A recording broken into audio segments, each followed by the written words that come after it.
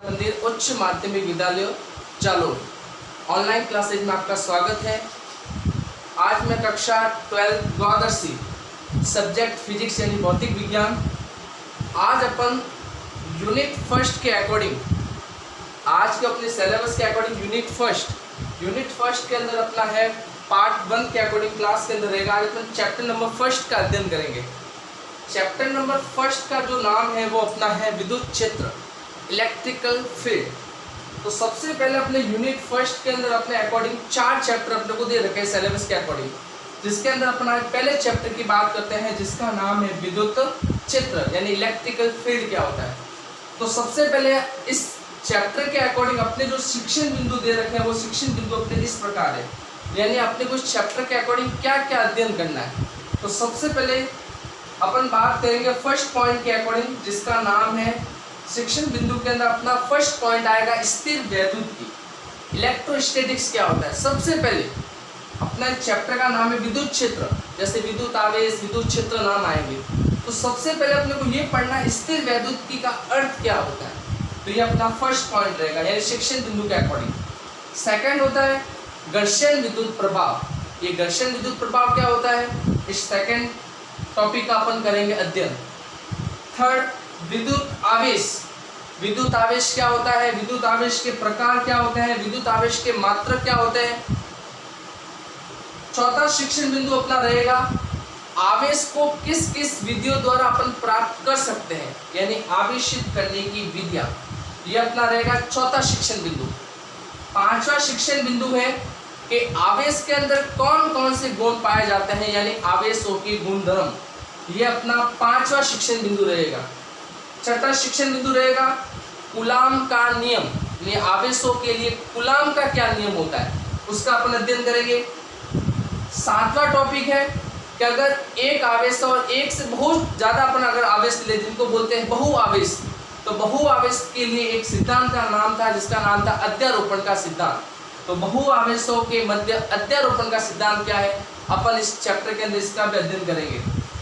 उसके बाद अपना टॉपिक आता है नया शिक्षण बिंदु चैप्टर के अकॉर्डिंग विद्युत क्षेत्र, यानी विद्युत क्षेत्र क्या होता है। उसके बाद अपना 9th नंबर पे शिक्षण बिंदु आएगा कि किसी बिंदु आवेश के कारण क्या विद्युत क्षेत्र का मान ज्ञात किया जा सकता है।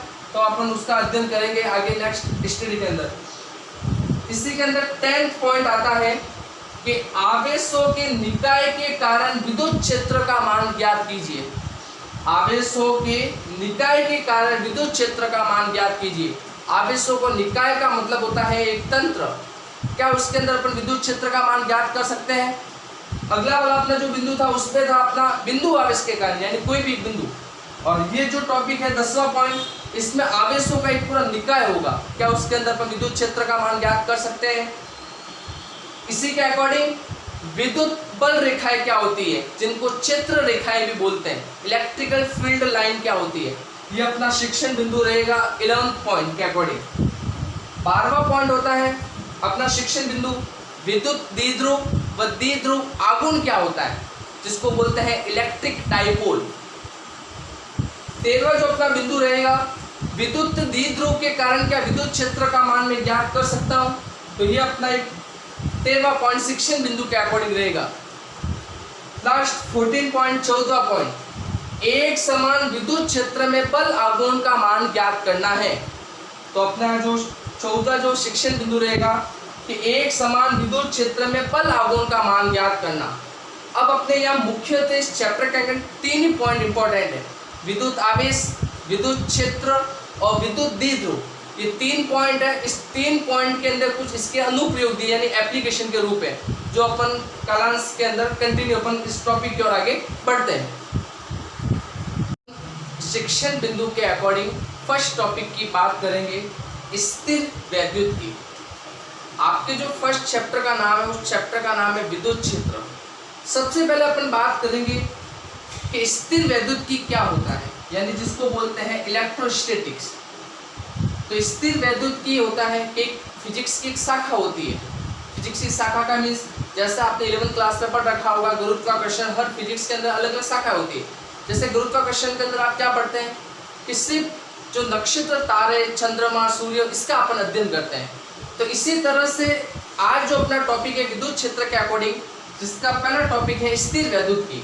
तो ये भौतिक विज्ञान की वह शाखा, एक फिजिक्स की एक शाखा होती है, तो भौतिक विज्ञान की वह शाखा जिसमें आवेश व आवेशों के मध्य अनोन्य क्रिया के क्षेत्र का अध्ययन किया जाता है। यानी कहने का मतलब सिंपल फॉर्म के अंदर स्थिर वैद्युत की क्या होता है, तो जहां पर अपन विद्युत आवेश व आवेश के मध्य जो क्रिया होती है एक दूसरे के बीच, आपके सामने दो नए नाम आएंगे, आकर्षण व प्रतिकर्षण। तो वो आकर्षण प्रतिकर्षण होता क्या है, जैसे पॉजिटिव और नेगेटिव, वो एक आवेश का रूप ही है। तो वो सिंपल सी बात, यानी जहां पर अपन आवेश व आवेश के बीच में क्रियाओं के क्षेत्र का जो अध्ययन करेंगे उसी को अपन कहते हैं स्थिर वैद्युत की। तो ये स्थिर वैद्युत की आपसे पूछे क्या होता है, तो भौतिक विज्ञान की ऐसी शाखा होती है जहां आवेशों का क्या किया जाता है, अध्ययन किया जाता है। इसी तरह से स्थिर वैद्युत की के कुछ इन्होंने अनुप्रयोग बताया। आपसे एग्जाम के अंदर सवाल पूछा जाएगा कि स्थिर वैद्युत की के अपने दैनिक जीवन में कहाँ उपयोग किया जाता है, क्योंकि अपना चैप्टर यहाँ आवेश की बात हो रही है। आवेश का मतलब होता है एक स्थान से दूसरे स्थान के अंदर ट्रांसफर, यानी एक वस्तु से दूसरे वस्तु में क्या करना, स्थानांतरण करना। तो यहाँ अपने को स्थिर वैद्युत की के उपयोग दैनिक जीवन में कहाँ देखने को मिलते हैं, तो सिंपल अपना फर्स्ट पॉइंट आता है छाया प्रति मशीन। छाया प्रति मशीन का मतलब होता है फोटोकॉपी। जिस तरह से अपन किसी भी पेज की फोटोकॉपी करवाते हैं तो उसके अंदर आवेशों का क्या होता है, स्थानांतरण होता है। सेकंड आता है कंप्यूटर प्रिंटर। जिस तरह अपन कंप्यूटर से जो प्रिंट निकालते हैं उसके अंदर भी क्या होता है, अक्षरों का क्या होता है, स्थानांतरण होता है। तो जिस आवेश के द्वारा होता है उसी को अपन कंप्यूटर प्रिंटर यानी स्थिर वैद्युत का एक अनुप्रयोग के अंदर दैनिक जीवन के अंदर इसका भी अपन उपयोग करते हैं। थर्ड पॉइंट आता है विद्युत स्मृति। स्मृति को बोलते हैं मेमोरी। आज अपन इस मेमोरी के अंदर छोटी से छोटी चीज या बड़ी से बड़ी चीज अपन उसके अंदर अपन क्या कर सकते हैं, स्टोर कर सकते हैं। यानी वो भी क्या करता है, आवेशों के संग्रहण की एक शक्ति है। तो इसका अपन को दैनिक जीवन के अंदर मेमोरी यानी विद्युत स्मृति के रूप में इसका अपन उपयोग कर सकते हैं। चौथा आता है भूकंप, जिसको अपन कहते हैं सिस्मोग्राफ। भूकंप का जो अपन अध्ययन करने के लिए जिसका अपन उपयोग करते हैं, जिस शाखा का होता है उस शाखा का नाम है सिस्मोग्राफ। अब भूकंप होता क्या है, जिस समय भूकंप आना होता है तो आसपास के क्षेत्र में हलचल उत्पन्न हो जाता है, यानी वहां पर आवेश एक दूसरे से टकराना शुरू कर देते हैं। जमीन का कुछ भूभाग होता है वो टकराना शुरू कर देता है। तो अपन कह सकते हैं इसके अंदर भी एक आवेश का बहुत बड़ा रोल है, जिस शाखा का नाम है स्थिर वैद्युत की। तो आपसे पूछे स्थिर वैद्युत की क्या होती है, तो जहां पर भौतिक विज्ञान की वह शाखा जिसमें आवेश और आवेश के मध्य अनोन्य क्रिया, अनोन्य का मतलब एक दूसरे के अंदर ट्रांसफर होना, एक वस्तु का दूसरे वस्तु के मध्य जो क्रिया होती है उसी वस्तु अपने कहा गया है अनोन्य क्रिया।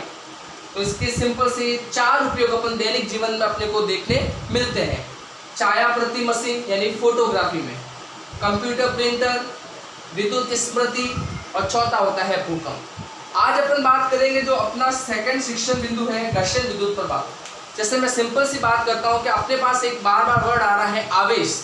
आवेश होता क्या है, तो अपन सिंपल अभी तक ये मानते हैं कि आवेश धनात्मक होता है, ऋणात्मक होता है, वो बात की बात है। सबसे पहले आवेश आया कैसे, आवेश की खोज किसने की, आवेश है क्या, अपन को आवेश किस रूप में देखता है। तो इस पृथ्वी के क्षेत्र के अंदर अपने पास दो क्षेत्र उत्पन्न होते हैं, विद्युत क्षेत्र उत्पन्न होता है और चुंबकीय क्षेत्र उत्पन्न होता है। तो सबसे पहले अपन बात करेंगे विद्युत क्षेत्र और चुंबकीय क्षेत्र। अगर स्थिर आवेश है तो मैं सिंपल बात करना चाहता हूँ, स्थिर आवेश पर विद्युत क्षेत्र उत्पन्न करता है, जबकि गतिशील आवेश विद्युत व चुंबकीय दोनों क्षेत्र उत्पन्न करता है। आवेश होता है वो दोनों रूप में हो सकता है, स्थिर हो सकता है, गतिशील होता है। अगर आवेश गतिशील है या आवेश स्थिर है, पहले पॉइंट की बात करता हूँ, स्थिर आवेश, अगर आवेश स्थिर है तो वह विद्युत क्षेत्र उत्पन्न करता है, जबकि गतिशील आवेश विद्युत व चुंबकीय दोनों क्षेत्र उत्पन्न करता है। तो ये आपको बहुत इंपॉर्टेंट पॉइंट है। आवेश की लिस्ट में मैंने यहाँ पे नोट लगा दिया, नोट का मतलब ये पॉइंट आपको बहुत इंपॉर्टेंट है। अगर कोई आवेश स्थिर है तो वो उससे विद्युत क्षेत्र ही उत्पन्न करेगा, अगर वो आवेश गतिशील है तो वह दोनों क्षेत्र उत्पन्न करता है, विद्युत व चुंबकीय क्षेत्र। अपने टॉपिक के अकॉर्डिंग बात है अगला नेक्स्ट जो शिक्षण बिंदु रहेगा घर्षण विद्युत प्रभाव।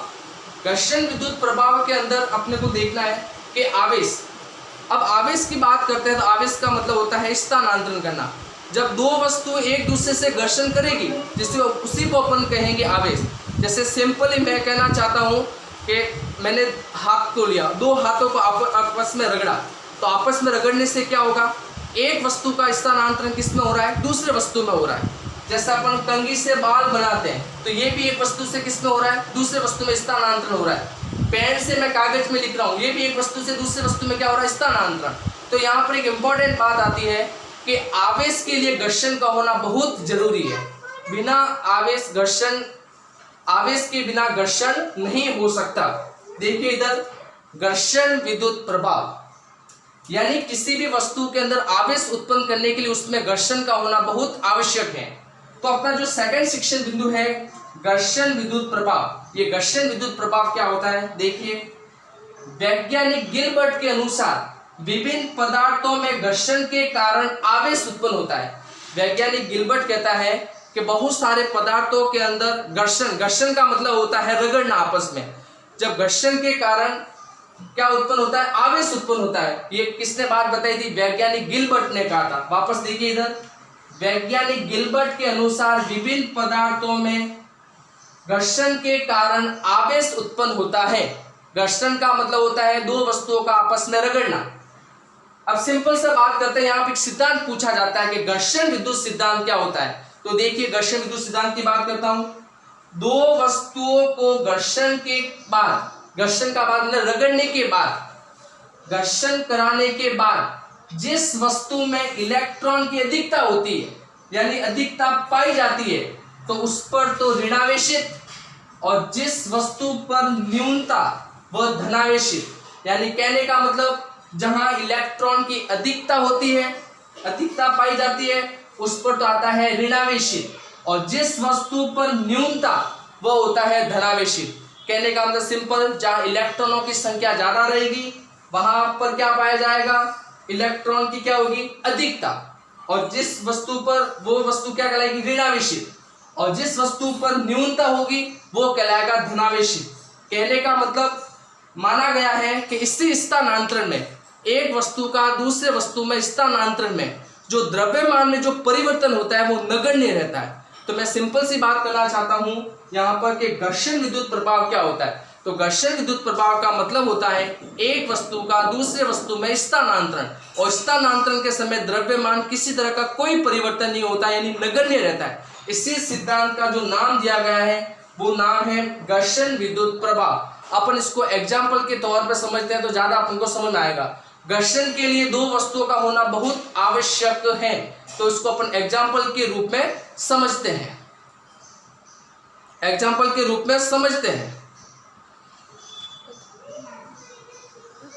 बंद करना भाई का अपन उदाहरण के तौर पे समझते हैं तो ज्यादा अपन को समझ में आएगा। मैंने बात की थी घर्षण विद्युत प्रभाव में कि दो वस्तुओं को आपस में रगड़ा जाता है, तो एक वस्तु का दूसरे वस्तु में क्या होता है, स्थानांतरण। तो किस तरह था उसका एक उदाहरण के तौर पर अपन समझ लेते हैं। मैंने कांच की छड़ ली, उदाहरण के तौर पर देख लीजिए। एक कांच की छड़ को सिल्क के कपड़े से रगड़ने पर कांच की छड़ धनावेशित व कपड़ा ऋणावेशित होता है। तो मैंने सबसे इंपॉर्टेंट बात ये कही थी कि किसी भी वस्तु को आवेशित करने के लिए उसको घर्षण करवाना जरूरी होता है, और घर्षण के लिए हमेशा दो वस्तुओं का होना जरूरी है। तो दो वस्तु कौन सी है, कांच की छड़ को सिल्क के कपड़े से रगड़ने पर कांच की छड़ धनावेशित व कपड़ा होता है वो कैसा हो जाता है, ऋणावेशित होता है। यानी कि दो वस्तु का होना जरूरी है, जिसमें एक वस्तु हो जाएगी धनावेशित और दूसरी वस्तु हो जाएगी ऋणावेशित। यही अपना घर्षण विद्युत प्रभाव था। अपना अगला टॉपिक जो आता है इंपॉर्टेंट, जो शिक्षण बिंदु के अकॉर्डिंग रहेगा, अपना थर्ड बिंदु विद्युत आवेश। और विद्युत आवेश क्या होता है, विद्युत आवेश कितने प्रकार के होते हैं और इसकी इकाई क्या होती है। तो सबसे पहले अपन बात करते हैं विद्युत आवेश क्या होता है। अपने आवेश की बात की कि आवेश देने वाला कौन था, और उसके बाद अपन पढ़ेंगे विद्युत आवेश क्या होता है। तो सबसे पहले बात करते हैं विद्युत आवेश क्या होता है। तो घर्षण से किसी पदार्थ का विद्युतमय हो जाना। घर्षण का मतलब किसी भी दो वस्तुओं को आपस में रगड़ना। घर्षण से किसी पदार्थ का विद्युतमय, विद्युतमय का मतलब होता है कि विशेष अवस्था प्राप्त हो जाना। आवेश दो प्रकार के होते हैं, पॉजिटिव और नेगेटिव। विद्युतमय का मतलब होता है एक विशेष अवस्था में आ जाना। वो विशेष अवस्था कौन सी है? तो घर्षण से किसी पदार्थ का विद्युतमय हो जाना या सामान्य आवेश से विशेष आवेश का गुण प्रकट हो जाना। सिंपल, मोबाइल के अंदर चार्जर नहीं है, बैटरी नहीं है, तो अपन क्या करते हैं? उसको चार्ज करते हैं, यानी उसको अपन आवेश देते हैं। तो आवेश देने से सामान्य अवस्था से कौन सी अवस्था में आ गया? विशेष अवस्था में आ गया। तो सिंपल सा वापस देखिए, घर्षण से किसी पदार्थ का विद्युतमय हो जाना या सामान्य आवेश से विशेष आवेश का जो गुण प्रकट हो जाना, इसी को अपन कहते हैं विद्युत आवेश। अगले पॉइंट पे मैंने एक स्टार बना के पॉइंट लगाया, जो इंपॉर्टेंट पॉइंट है कि किसी द्रव्य आवेश के कारण विद्युत व चुंबकीय दोनों क्षेत्र उत्पन्न होते हैं। अगर आवेश स्थिर है तो एक ही क्षेत्र उत्पन्न होता है, अगर आवेश गतिशील है तो दोनों क्षेत्र उत्पन्न होते हैं, विद्युत क्षेत्र व चुंबकीय क्षेत्र। यहाँ अपन बात करेंगे कि आवेश, अपन को पता चल गया कि विद्युत आवेश क्या होता है, यानी सामान्य से कौन सी अवस्था में आ जाना? विशेष अवस्था में आ जाना। आगे अपन बात करेंगे कि आवेश के अंदर क्या क्या उत्पन्न होता है। तो जैसे अपन ने कहा था कि किसी दो वस्तु को रगड़ेंगे तो एक वस्तु का स्थानांतरण किस में होगा? दूसरे वस्तु में होगा। किसका? आवेश का। अब आवेश किस किस रूप में होता है, तो उसके लिए अपन सिंपल सी बात करते हैं। क्या आवेश के प्रकार के अंदर, आवेश का प्रकार क्या आपको पहले पता था? क्या धनात्मक और ऋणात्मक होता है? आज अपन को पता है कि आवेश कितने, अपन को कोई भी पूछता है आवेश कितने टाइप के होते हैं? दो टाइप के। कौन कौन से? पॉजिटिव और नेगेटिव। अब इस आवेश को उत्पत्ति कैसे हुई? तो सबसे पहले इस आवेश को बताने वाला वैज्ञानिक थेल्स आया था। थेल्स ने इसके बारे में बताया, जो मिलेट्स निवासी था। उसी के बाद आवेश के प्रकार के अंदर पढ़ेंगे वैज्ञानिक था जिसका नाम था बेंजामिन फ्रैंकलिन। बेंजामिन फ्रैंकलिन ने बताया था कि जो आवेश होते हैं वो दो प्रकार के होते हैं। तो आवेश कितने प्रकार के होते हैं? दो प्रकार के। ये बात बताने के लिए कौन आया था? Benjamin Franklin. तो आवेश के प्रकार, बेंजामिन फ्रैंकलिन ने आवेश दो प्रकार के बताए। उसमें पहला है धनात्मक, दूसरा है ऋणात्मक, यानी पॉजिटिव और नेगेटिव। तो आप सबको पता है पॉजिटिव और नेगेटिव क्या होता है, तो उसके बारे में अपन छोटा सा कुछ स्टेप डायग्राम से समझते हैं तो ज्यादा अपन को इजीली समझ में आएगा। डायग्राम की ओर देखिए अपन। मैंने किसी भी एक स्थिर अवस्था में किसी भी वस्तु को बांध दिया। मैंने कांच की छड़, दोनों के अंदर, कांच की छड़ को देखिए, दोनों के अंदर पॉजिटिव साइन है, यानी दोनों के अंदर समान आवेश है। इसी तरह से दूसरे के अंदर मैंने देखिए इधर एबोनाइट की छड़ ली है, जो एक पदार्थ के रूप में होती है। अब यहाँ बात करेंगे कि आवेश के लिए पदार्थ का होना जरूरी है। तो आप पढ़ते आ रहे हैं पदार्थ होते हैं वो दो रूप के अंदर होते हैं, सुचालक, कुचालक। वो अपन नेक्स्ट टॉपिक में आगे बात करेंगे सुचालक कुचालक क्या होता है। पहले अपन को यहाँ समझना है कि मैंने कांच की छड़ ली, एक एबोनाइट की छड़ ली।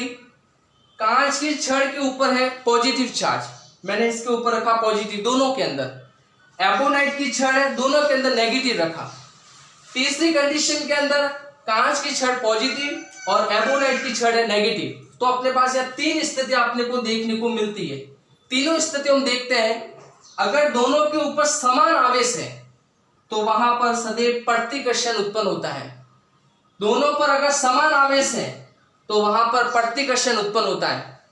अगर एक पर प्लस है दूसरे पर माइनस है, यानी अगर दोनों आवेश अलग अलग है तो वहां सदैव क्या उत्पन्न होता है? आकर्षण उत्पन्न होता है। तो यहाँ अपने पास एक इंपॉर्टेंट बात आती है आवेश के लिए कि एक वस्तु का दूसरे वस्तु में स्थानांतरण होता है। तो यहाँ पर आपसे अगर ये पूछे कि विद्युत आवेश क्या होता है, तो सामान्य अवस्था से विशेष अवस्था में तो जाता ही है, और उसके साथ साथ में इसके अंदर दो गुण और उत्पन्न होते हैं, आकर्षण के और प्रतिकर्षण के। तो प्रतिकर्षण का मतलब होता है कि दोनों चिन्ह होते हैं वो समान आवेश के होने चाहिए। आकर्षण का मतलब होता है दोनों आवेश हैं वो किसके होने चाहिए? भिन्न भिन्न होने चाहिए। अगर एक प्लस है तो दूसरा किसका हो जाएगा? माइनस का। तो सिंपल आपको मैं एक समझा दूं शॉर्ट के अंदर, ये क्या चीज है? अगर दोनों आवेश समान है तो सदैव प्रतिकर्षण उत्पन्न होता है। दोनों आवेश समान है तो सदैव प्रतिकर्षण उत्पन्न होता है। अगर दोनों आवेश अलग अलग है, भिन्न भिन्न है, तो वहां सदैव आकर्षण उत्पन्न होता है। तो कहने का अर्थ ये हुआ कि आवेश के अंदर आकर्षण व प्रतिकर्षण का भी गुण पाया जाता है। तो अपन कुछ उदाहरण के तौर पे समझते हैं कि किस तरह से एक वस्तु का दूसरे वस्तु में स्थानांतरण यानी आकर्षण प्रतिकर्षण का गुण पाया जाता है। देखिए इधर पहला एग्जांपल मैं बात करता हूं, कांच की छड़ को रेशम के कपड़े से रगड़कर धागे से स्वतंत्र पूर्वक लटकाने पर, कौन सी छड़? कांच की छड़ को रेशम के कपड़े से रगड़कर धागे से स्वतंत्र पूर्वक लटकाने पर कांच की छड़ है वो दूर हटती है। तो दूर हटती है, इसका मीन्स कौन सा गुण पाया जाता है? प्रतिकर्षण का। यानी आप कांच की छड़ को रेशम के कपड़े के पास लेके जाएंगे तो कांच की छड़ दूर हट जाती है। दूर हटने का मतलब उसके अंदर कौन सा गुण पाया जाता है? प्रतिकर्षण का गुण।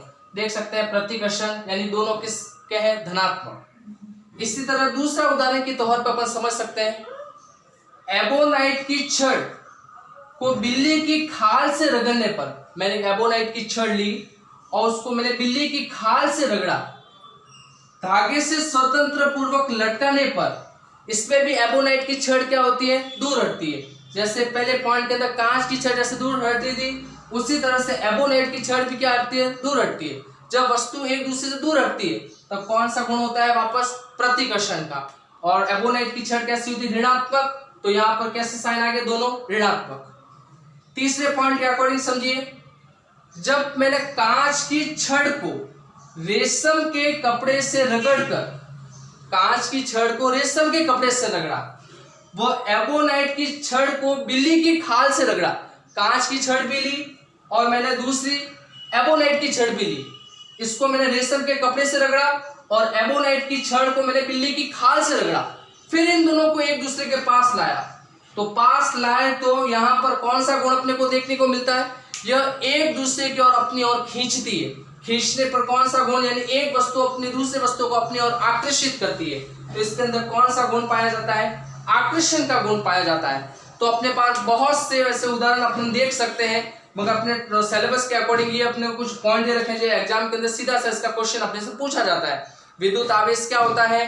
विद्युत आवेश के प्रकार, यानी विद्युत आवेश किस किस रूप में होते हैं? पॉजिटिव और नेगेटिव। अब जब पॉजिटिव और नेगेटिव होते हैं इसका मतलब उसके अंदर आकर्षण और प्रतिकर्षण भी होगा। तो आकर्षण और प्रतिकर्षण की भी ये जो गुण पाया जाता है ये भी एक विद्युत आवेश ही कहलाता है। तो ये अपन 3 उदाहरण के तौर पर अपने आवेश के बारे में समझा। आज अपना जो टॉपिक है इसी के अकॉर्डिंग अगला, आवेश का मात्रक व इकाई। विद्युत आवेश की बात कर ली, आवेश के प्रकार की बात कर ली, कुछ उदाहरण के तौर पर मैंने डायग्राम से भी आपको समझा दिया आकर्षण और प्रतिकर्षण कब होता है। अब अपन बात करेंगे आवेश का मात्रक, जिसको बोलते हैं इकाई। एग्जाम के अंदर आपसे सीधा सवाल पूछा जाएगा, आवेश का मात्रक क्या होता है, यानी इकाई क्या होती है। तो अपन छोटी क्लासों से पढ़ते आ रहे हैं, विद्युत धारा के आवेशों के प्रवाह की दर को, दर का मतलब होता है खर्चा, एक स्थान से दूसरे स्थान तक आवेश जाने में कितना समय लेता है, यानी वो किसको उत्पन्न करता है? उस धारा को उत्पन्न करता है, उसी को अपन कहते हैं विद्युत धारा। तो I बराबर Q बटा T। तो Q बराबर हो जाएगा I और T का कर लो क्रॉस गुणा, वज्र गुणा। तो I और T का गुणा किया तो Q बराबर क्या हो गया? IT। यहाँ पर जो Q कहलाता है वो होता है आवेश, I कहलाता है विद्युत धारा जिसका मात्रक होता है एम्पियर, T यहाँ पर कहलाता है समय, समय का मात्रक होता है सेकंड। अब अपने को यहाँ पर ये पता करना है Q जो आवेश है उस आवेश का मात्रक क्या होता है। तो इस आवेश का मात्रक होता है, सिंपल एक फॉर्म अपन और लिख सकते हैं, Q बराबर इस I विद्युत धारा का मात्रक होता है एम्पियर और T का मतलब होता है समय, समय का मात्रक होता है सेकंड। अगर आपसे पूछे आवेश का मात्रक क्या होता है तो एम्पियर इंटू सेकेंड। इसी तरह मैंने यहाँ पर एक प्लेटफॉर्म बनाया है, उस प्लेटफॉर्म के अंदर आवेश के 3 रूप अलग अलग आपको देखने को मिलते हैं। जैसा अपन कहते हैं मात्रकों की पद्धतियां, 3 तरह की पद्धतियां होती है, MKS, CGS और FPS। तो यहाँ अपने को सबसे पहले देखना है एक SI मात्रक क्या होता है, सिस्टम इंटरनेशनल। तो ये एक MKS की तरह ही होता है। तो सबसे पहले बात करेंगे आवेश का मात्रक क्या होता है।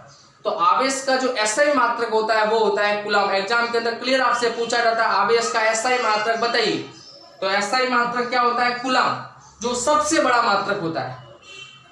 इसी तरह कूलम के अंदर कुछ अपने को वैल्यू दे रखी है जो अपने को न्यूमेरिकल क्वेश्चन के अंदर अपने को बहुत सहायता मिलेगी। 1 माइक्रो, इस सिंबल को बोलते हैं माइक्रो, मिली से शुरू होता है, 1 मिली, 1 माइक्रो, 1 नैनो, 1 पीको। तो सबसे पहले मैं बात करता हूं 1 माइक्रो कूलम। इस माइक्रो को बोलते हैं 10 की घात -6। इस सिंबल को बोलते हैं माइक्रो, तो इसको बोलते हैं 10 की घात -6। 1 नैनो कूलम, नैनो का मतलब होता है 10 की घात -9। 1 पीको कूलम 10 की घात -12। तो ये आवेश का अगर आपसे पूछे क्या मात्रक होता है SI मात्रक, तो कूलम। अगर आपसे पूछे आवेश का CGS मात्रक क्या होता है, तो आवेश का CGS मात्रक होता है स्टेट कूलम। स्टेट कूलम जिसको शॉर्ट में लिखते हैं ESU, या इसका दूसरा ही मात्रक होता है CGS में फ्रैंकलिन, क्योंकि वैज्ञानिक फ्रैंकलिन ने दिया था, इसलिए आवेश का CGS पद्धति में मात्रक होता है फ्रैंकलिन। इसी तरह से आवेश का कुछ अन्य मात्रक भी होता है। आवेश का अन्य मात्रक होता है फैराडे। तो अगर आपको एग्जाम का एक सवाल पूछा जाता है कि एक फैराडे के अंदर कितने कूलम होते हैं, तो एक फैराडे बराबर 96,500 कूलम, 96,500 कूलम। आपको एग्जाम के अंदर सीधा सीधा सवाल पूछा जाता है कि एक फैराडे के अंदर कितने कूलम होते हैं, तो 96,500 कूलम। तो आपको आवेश के अंदर कोई भी सवाल आपसे छोटा सा पूछा जा सकता है। आवेश का SI मात्रक, आवेश का CGS मात्रक और आवेश का अन्य मात्रक यानी फैराडे, और एक फैराडे के अंदर कितने होते हैं, 96,500 कूलम होते हैं। तो कुछ अपन इस आवेश के बारे में बात करते हैं।